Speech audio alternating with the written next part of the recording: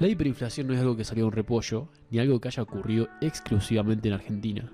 Países como Alemania en 1921, Brasil en 1980 o Venezuela en 2017 también la sufrieron. Por eso en este video exploraremos qué pasaba en Argentina en esa época, qué es la hiper y cuáles son sus causas y consecuencias. Como punto de partida respondamos qué es la hiperinflación. La misma en sí es una manifestación que se produce en la naturaleza y se percibe mediante los sentidos.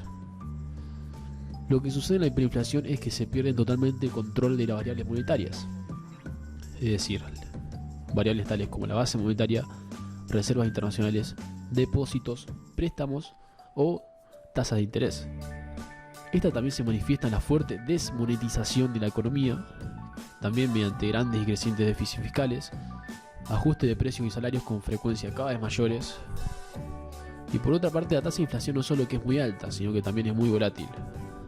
En sí, la hiperinflación es un fenómeno choqueante que muchas veces lo escuchamos en los medios. Es como el apocalipsis que está llegando, y en sí es un apocalipsis en el sentido de que es la muerte del dinero. Es un país donde la moneda ya no sirve para nada casi, o para muy poco.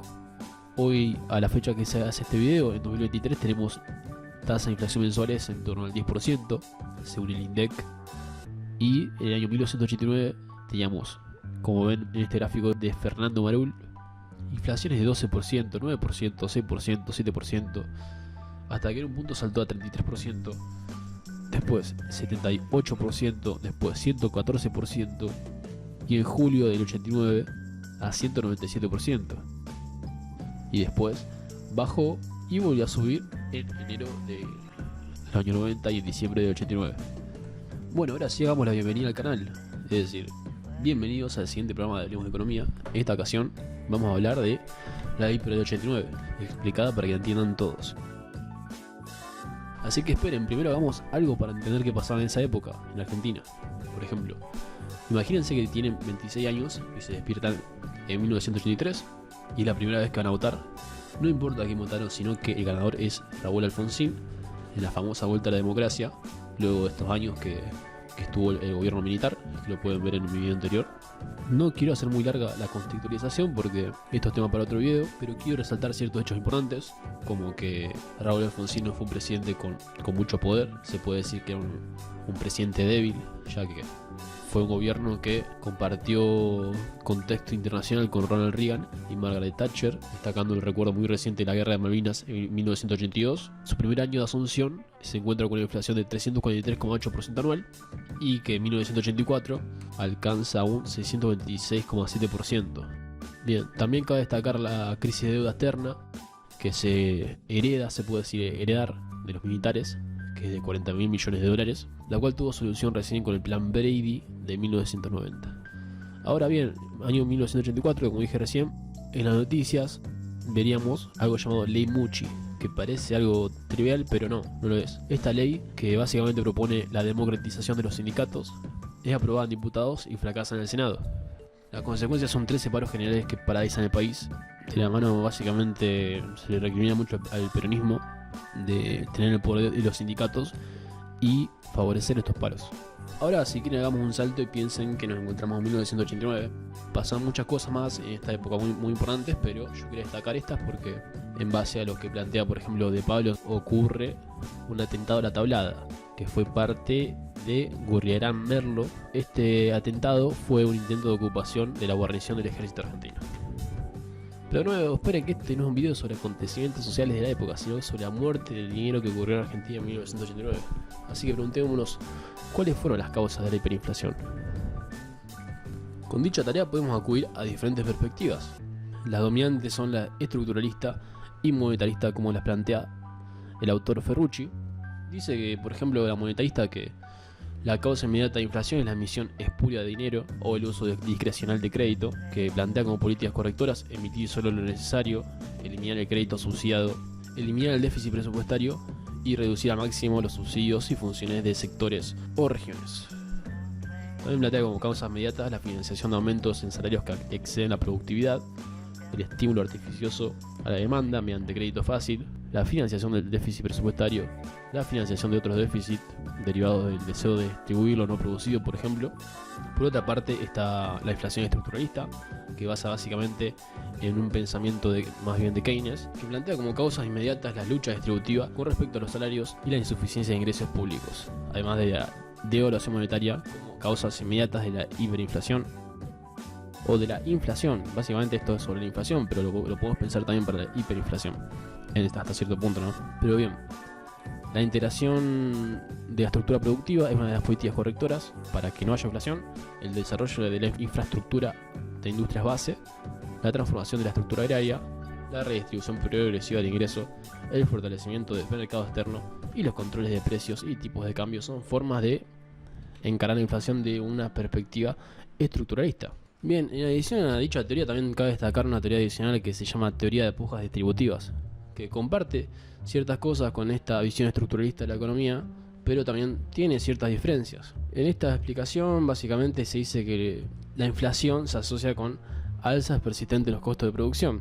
Es decir, en esta explicación de la inflación subyace una teoría de determinación de precios a partir de los costos de producción, más un margen o markup, y que los precios se establecen como resultado de un conflicto social. Y esto básicamente se ve con los intentos de diversos grupos de mejorar sus ingresos reales, dando lugar a aumento de costos y de precios.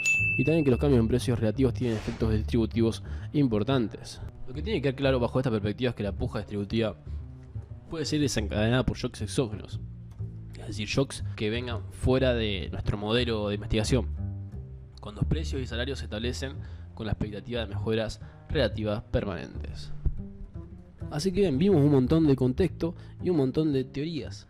Así que veamos algo sobre las causas de la hiperinflación. ¿Por qué hubo hiperinflación en Argentina en el año 1989?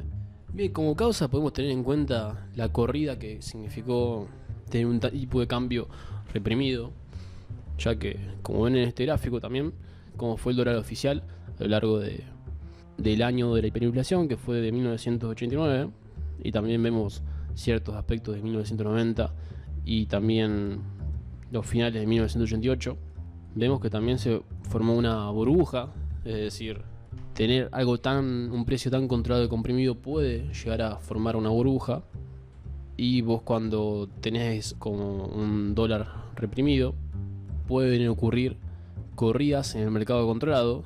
Estas corridas acaban con la posibilidad de estabilizar los tipos de cambios comerciales, y esta burbuja arrastra los precios, poniendo en marcha este proceso hiperinflacionario, cuyo comienzo puede verse en abril, con este salto de la inflación hasta 33%. Bien, también veamos otras cosas. Hay otros trabajos también muy interesantes que tratan sobre este tema. Este que mencioné es un autor más contemporáneo que da su perspectiva en el año 1990. Así que en perspectivas más recientes se debate sobre la causa inmediata de la explosión de precios. Desde una visión monetarista se sostiene que el exceso de oferta de dinero, resultado de una emisión espuria, provocó los aumentos de precios. Por otro lado, desde una perspectiva estructuralista, se argumenta que el shock exógeno del tipo de cambio, impulsado por una fuga hacia las divisas, desencadenó la hiperinflación a través de los bienes comerciales y la fijación de precios siguiendo el tipo de cambio. También cabe destacar que, según el grupo de académicos de Plan Fénix, la inflación en Argentina siempre, históricamente, fue una forma de procesar conflictos distributivos, dada la oligopolización y baja eficiencia de sus mercados claves. Hay autores como Reinhardt y Savastano que coinciden con esta visión monetarista, mientras que Krikorian considera más probable la causa estructuralista. Krikorian argumenta que los episodios modernos de hiperinflación no son breves ni rápidos, sino que suelen estar precedidos por años de inflación alta y crónica. En el caso de Argentina, factores como la expansión descontrolada de la oferta monetaria, alimentada por desequilibrios fiscales endémicos, jugaron un papel crucial. En el caso de Argentina, factores como la expansión descontrolada de la oferta monetaria, alimentada por desequilibrios fiscales endémicos, jugaron un papel crucial. Sin embargo, Gerchunov y Yach subrayan el aspecto más estrictamente monetarista con el aumento explosivo del endeudamiento interno, mientras que la teoría de puja distributiva destaca la influencia del golpe de mercado y la corrida cambiaria provocada por los acreedores externos, enraizados en políticas económicas de la dictadura militar. En conclusión, la hiper de 89 resulta de una confluencia de factores como la situación de balance de pagos, la puja por la distribución de ingresos, comportamientos especulativos y una errática política gubernamental. Como conclusión parcial, las causas son diferentes, no es necesariamente una sola la causa, o tal vez sí, desde una perspectiva puede serlo. Lo importante es que veas las diferentes perspectivas y para vos saques tu conclusión de cuál fue la causa. Para Rapoport, en el 2003, menciona que las causas fueron múltiples y generaron gran controversia en la literatura económica, de la que puede concluirse que resulta simplista atribuirla a un solo factor, sino que se trata de una confluencia de elementos que en conjunto dieron lugar a esta incontrolable corrida de los precios. Entre ellos tuvieron especial relevancia la crítica a su situación del balance de pagos, la exacerbación de la puja por la distribución de ingresos, la especulación de sectores económicos y el encadenamiento de aceleraciones crecientes de la inflación, y periodos de estabilización cada vez más cortos y limitados en el pasado inmediato. También contribuyó a esta hiper una errática política de contención por parte del gobierno. Bien, vimos mucho sobre las causas, ya podemos tener una idea de por qué hubo una causa de esta hiperinflación.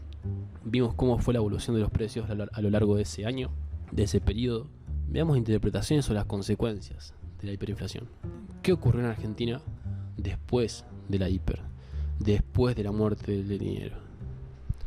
Básicamente planteamos dos momentos. Un primer momento más cerca en el tiempo y un segundo momento un poco más alejado de ese primer momento, enfocándonos en el crecimiento económico. Acaba de ver una foto, que es un gráfico en realidad, que lo plantea Souto Ulloa en el año 2017, que refiere a cómo evolucionó el PIB per cápita en los últimos años de Argentina. Vemos que cae estrepitosamente en el año 89 y también cae en el 2001. El trabajo de este autor se centra en comparar la crisis de 89 con la crisis del 2001 en Argentina. También hace un análisis sobre el bienestar social. Pero ¿qué es lo importante de todo esto? Lo importante a lo que llega este autor es que el PIB del 87 hasta el 90 cae un 11,8%, mientras que en el periodo 88 hasta 2002 la caída es sustancialmente mayor, llegando a una tasa de menos 17,6%, es decir, esa es la tasa a la que cae en ese periodo. Bien, pero sigamos viendo las consecuencias que trajo la hiperinflación para Argentina. Imaginen que el país se encontraba en una situación muy complicada. Smith y Buch nos cuentan que la emisión excesiva de deuda se sumó a una cultura inflacionaria arraigada. Básicamente todos, sin importar su posición social, actuaban bajo la creencia de que la inflación va a ser alta. Esto genera conflictos sobre quién se quedaba con la riqueza. En un segundo momento podemos pensar que las tasas altas de inflación afectaron negativamente el crecimiento, donde, aunque estabilizar la situación podría sugerir un retorno rápido al crecimiento, el proceso es más lento de lo que parece, porque para que las cosas mejoren se necesita un crecimiento constante, especialmente a través de inversiones privadas. Reinhardt y Savastano en el 2003 escribieron un artículo que nos da otra pieza del rompecabezas. Nos plantean que aunque la hiperinflación terminó, no se tradujo en un crecimiento constante ni en un acceso completo a los mercados de dinero. La vuelta de capitales al país ayuda, pero no es suficiente. Además, la persistencia de usar el dólar y otras formas de indexación complica las cosas. El volver al crecimiento tiene ciertos problemas, según Dormuch, 1990. Porque la inflación, incluso después de intentar estabilizarla, sigue siendo más alta que en otros lugares. La estabilidad económica sigue siendo esquiva, mostrándose en tipos de cambios extraños y altas tasas de interés. Y también este autor plantea que la inversión privada también es un reto porque la gente duda de que las cosas vayan a mejorar de verdad. Y esta duda de que las cosas vayan a mejorar de verdad se conecta con esta cultura inflacionaria que tiene el argentino. Estas expectativas que siempre va a crecer la inflación, de que siempre de alguna forma vamos a estar peor. Que personalmente no pienso que sea culpa del argentino exclusivamente tener esta cultura inflacionaria, sino que es principalmente culpa de los políticos, de los gestores que estuvieron en los últimos tiempos, que nos llevan a tener esta cultura inflacionaria, ya que en otros países no se ve tanto. Como conclusión podemos decir que la hiper es un fenómeno económico que tiene la capacidad de romper la confianza de la gente en el dinero y romper la estabilidad económica. La misma provoca consecuencias muy graves en la actividad financiera de las empresas y en la vida del público en general. En este caso particular de 1989, la combinación de la explosión de emisión de deuda y esta cultura inflacionaria condujo a un comportamiento económico marcado por la expectativa de la inflación alta.